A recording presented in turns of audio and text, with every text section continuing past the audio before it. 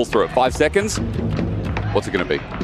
Oh, really? They end up going back to the Rumble. I mean, it is the most standard pick. It is the meta top laner that almost everyone picks on blue side if they have that ability to blind. Just that ultimate ability together with the Skarner account. So much setup.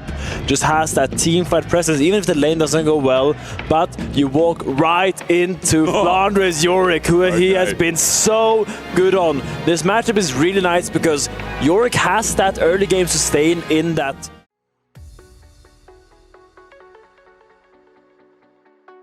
Doran interrupted his recall, and I think they still want to look for that swap. It looks like that is the play they're aiming for, and they're just gonna have to delay it 1 or 2 waves. Nice from Shank, shield of Duran. Faker, there's another Justice Punch coming, or rather.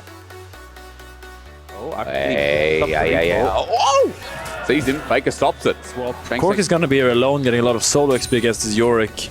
So you see Keria, he doesn't actually recall and come here. Doran stops his flash. Oh, he flashed for flash. Flandre now down, and yeah, as you see, that boss wave is pushing back into T1, so delaying those bases are just so good because the back end for a steal. He's stacking up Q, getting close, all in. No, Ona gets it, but the knockup comes through anyway. No impale yet, but the hero's entrance is going to manage a way in for Shank. Seismic shot doesn't work out against wall. Tarzan is in a 1v2 over that wall. We look at the part on the right as Tarzan flashes in a 1v2 and he wins out. Meanwhile, top lane's dead. IL converts on one position, and LPL once again is gyroing through a second game. A second kill down at that as Keria runs for his life. There's no flash again on Flandre, so Keria's going to buy as much time as possible, but as the ghouls are sent out, the mini pandas, all it takes is one more hit. Keria's been aggroed up, so it's a kill eventually.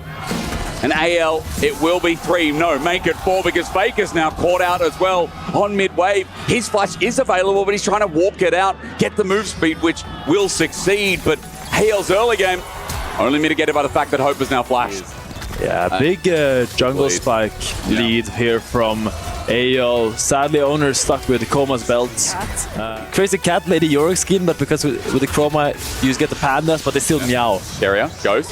He's caught out. He's got no flash available. Look, he's got 5 seconds on his flash. He's going to battle dance away. Luckily, with the quickness, he gets the movement speed, but Keria and use that as a tool just to, at least in one team fight, evade the threat, but otherwise, definitely a little bit dangerous for Keria. Looking for a play here. Flandre did flash away at the start of it, but Kale's covering really nicely, and the Maiden's out as well. Look at the healing, even after the Impale. I think Flandre might be cheering because he won't die with his wife by his side. Kale trying to buy time, and all he needs is to pulverize the pop away, and again, the wife keeps hitting. I see the meow in my eyes, and I see the meow in my ears, but T1, they're not going to step any far close because they know that Flandre will pop him again. Great read by Kale there. AL seeing the dragon being there. Kale is like... On a ward. Kale has flash as well, and Ona's rejoined the fray. But again, this 2v2 didn't work the first time. It will not work again. Ona over the wall wants to throw a rock, but Kale too far away. Try to get a little bit of lead as Flandre now looks to TP in there. He wants to seal the deal. Okay, so it started up for AL. As you said, Flandre coming in, puts pressure on T1's back. Keria looking for an engage angle. Doran's coming in with Equalizer back up and available, but only level 10 here.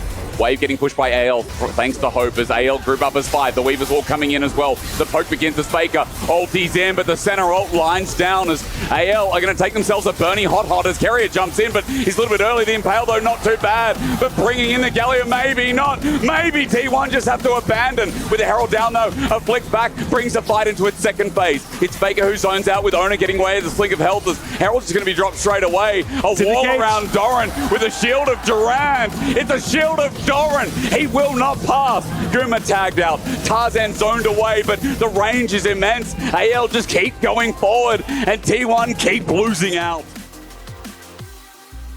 And more from that fight.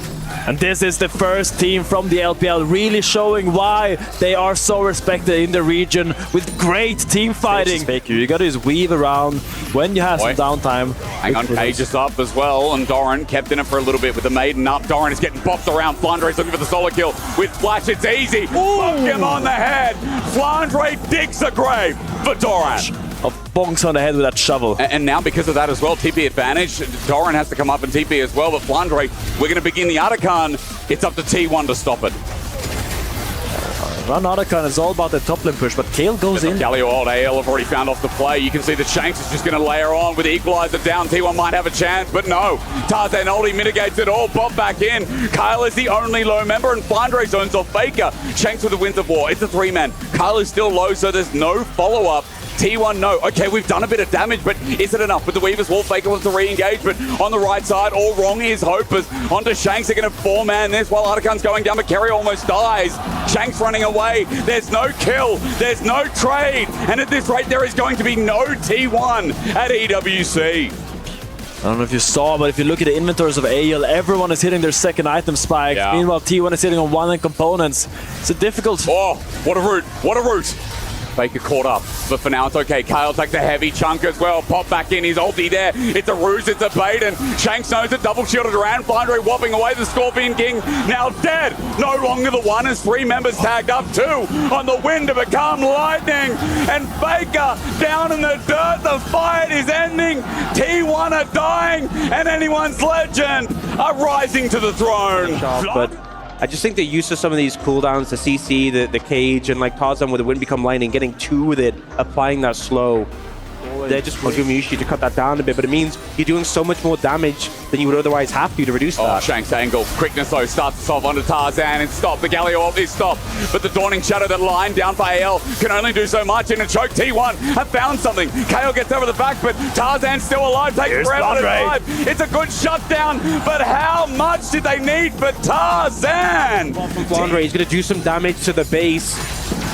Guma's trying to get some damage here on Shanks. Might actually kill him. He might kill him with a Valkyrie forward as well. Auto attack galore. Guma with the shutdown. There's a big shutdown to T1 before. And the ult over the team fight. And now T1 starting Baron. This is desperation, but they need to make something happen. At 5k, it's going down quick though. Maybe a chance. T1 going to bring Owner in for the smite. Tarzan gets in, and the steal is not successful. T1, it's their Baron, but is it their game now? Owner's going to die. On the top, you see Doran is followed up by Tarzan, and Flandre bonks down. Teleport coming in. T1 the Baron may have cost them more than they think. Baron is secured, and I think T1 have to be happy with what they got away with there. The game is in a dire spot still. Oh, Carrier, no. What can you get? Carrier bopped on. The Alistar flash in. Carrier alive for now. It's a good impale, but Canada can't go back in. Shanks tanked out. Faker's angle. Not too bad. The equalizer gorgeous too, but Shanks as he goes golden. They're going to need a little bit more. T1 are trying to get themselves in for a fight. Kyle's going to die. It gets sketchy, but as Shanks jumps in, as Tarzan runs in as well, he too gets bopped, but the health bars are so low. Flandre just walking forward because T1 are doing nothing at all. Nothing at all. Stupid, sexy Flandre just doesn't care. T1, 3 members that low as Shanks bakes. Flaker over the side, get the flick back. It's not bad. Shanks still waiting though. Patient. To get back into the game, AL setting up the map. As you see, Tarzan and Kale are always in proximity, but never on top of each other. Kale gets a little bit chunked. Maybe this is an avenue for T1 to get back some of that vision that AL set up. Would have been nice if they could get their ult there, Finn, I think. Because KO without ult would be big, but Faker maybe now going to do it. Separated is Tarzan. All it takes is a shove back, a pick. Tarzan has pulled out the Crescent Guard, but it's turning into an engage. Kyle just rips him asunder. Shielded Duran, taken away, but Hope's got the range. Meanwhile, AL are going to fight down here, but Flandre doesn't mind at all. I look at AL, still finding the fight, and T1 so overly ambitious. Faker thought he saw a way back into the game, but anyone's legend turn on a whim. If you want to fight them in the mud, they made the pick. They thought they had an angle, but AL answered back. They shut down Guma, and with that, they shut down T1's hopes in the tournament. Inhibitors at the very least, Finn. I think the death timers are too long. Yeah, and AL is gonna get the revenge from his side. They're gonna get the things that was taken from them in the global stage as they look for the base. It's best served at EWC, isn't it? The MSR rivals of T1 have been silenced, and the title defenders will not return to defend their crown. It's anyone's legend who are coming for that trophy. It's anyone's legend first international grand finals. Anyone's legend, Lila!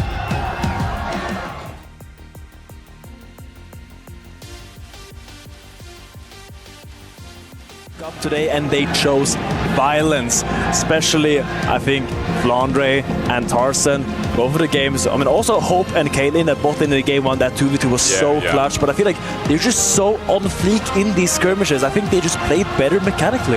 Yeah, I mean, the thing is, those moments where you saw signs of that T1 that we know, but AL, they were just a level above. And I feel like we obviously saw great performance from this team at MSI, but weren't quite able to get over the finish line against T1, against Gen G. They've leveled up. They've said, we wanted revenge, we wanted to go further, we wanted to go to the finals and challenge whoever we meet there.